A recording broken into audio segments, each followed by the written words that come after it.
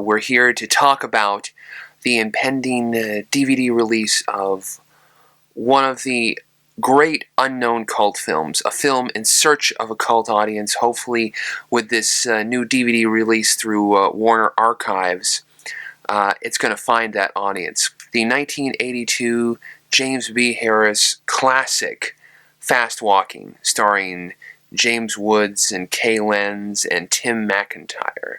In a nutshell, it's a prison film, a pulpy, Tarantino-esque, sleazy, socially conscious epic full of incredibly colorful performances, really great dialogue that you'll find yourself quoting for years at a time. The film was directed by James B. Harris, who, an interesting character, kind of on the sidelines of film, but so important to us.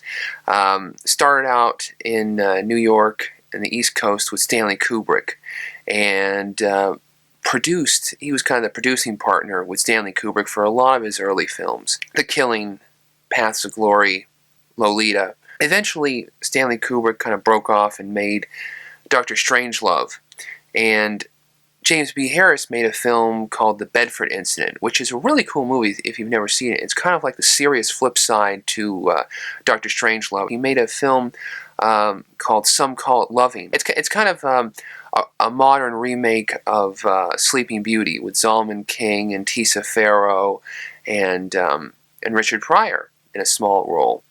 And I don't think that was a very big success. And in 1982, he created this masterwork, which we're talking about, based on a book by Ernest Brawley, The Rap, which I've never read, and I've heard it's a pretty good little piece of pulp. It stars James Woods. He plays fast-walking Miniver, who's kind of this wheeling and dealing guy who works as a corrections officer at a prison, which is a really corrupt prison. A cousin of his, a relative of his, Wasco, played by a great actor, Tim McIntyre, who was the voice of Blood in A Boy and His Dog, sang the theme song, Boy and His Dog, and would eventually go on to do a few other small parts. He actually had starred with James Woods as Roscoe in The Choir Boys, a film he'd made in 1977 for Robert Aldrich, which is a really great film as well. I think it's an adaptation of a Wamba book, and it's this kind of weird, screwball police hijink film. But anyway, Tim McIntyre's character in this film is he plays this kind of he plays an inmate who basically kind of runs the prison, and he's running all kinds of scams, and he's getting fast-walking Miniver to smuggle him contraband into the prison, and he's selling stuff, and he has these soliloquies throughout the film where he one time he tries to convince this rival drug dealer to partner up with him, and these are like utterly quotable lines that are this is like Shakespeare. He's like this. He plays this what could have been this rather stereotypical thug as this kind of well-spoken, incredibly well-mannered guy who makes these Tarantino-esque, Shakespearean soliloquies. So the self-titled fast-walking Miniver, because he's so light on his feet, is dealing from both angles. He's working as the prison guard. He's smuggling things in. He's running a whorehouse on the side, and he meets this woman played by Kay Lenz, who adds a kind of there's a lot of sleaze in this film. There's a lot of TNA and some great elements in it, and he gets involved with this woman, and they become involved in this plot to murder a newly transferred inmate, a black power leader, who is kind of like the Barry Seal, Eldridge Cleaver of the piece, the wrongfully imprisoned black power leader. And so there becomes this kind of moral quandary from Fast Walking Miniver, the corrupt prison guard who is with a heart of gold, obviously. Should he become involved in the plot to assassinate this Black Power leader, or should he alert the authorities, or should he somehow alert the Black Power, their own people? And he becomes caught in this kind of this love triangle, this web, where there may not be any specific way out.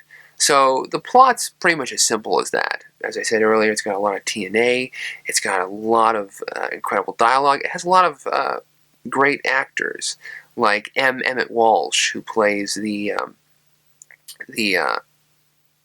guy who's running the prison, James Woods, Tim McIntyre, as I said, who also, I guess one of his bigger cult roles is he played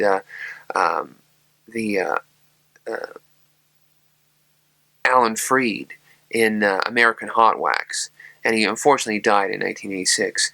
And also Timothy Carey plays the rival drug dealer, and Timothy Carey, who was in Stanley Kubrick's The Killing, another kind of cult figure, a character actor who basically kind of got the rap that he was basically fired by everyone in Hollywood.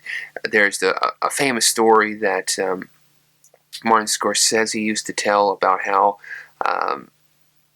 Timothy Carey walked into a influential casting agent office, and he actually fired a blank pistol at the talent agents, and basically destroyed his career. To me, the fun thing that really drives this film is the cool dialogue. I mean, the film begins with the scene of Fast Walking Miniver and his black friend driving to work in the morning with a little wake me up. They're doing this weird dialogue about going to a reservation, getting a squaw, and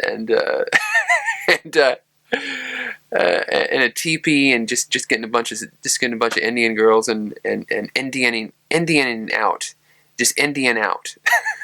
And it's just like it takes you straight back to fucking Jules in Pulp Fiction. You know, it takes you straight back. Fast Walking, now available through Warner Archives on-demand service. Basically, these are just specially printed DVDRs of films with a lot of great stuff. But I'd always held out hope that Fast Walking was going to be actually released as a real, quote-unquote, real DVD.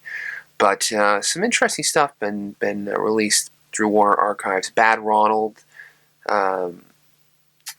Steve McQueen's Enemy of the People, stuff which has really never even been commercially available in the United States on home video, is now coming out. And Fast Walking, a film which, if you like movies at all, or if you like people at all, you must see it. So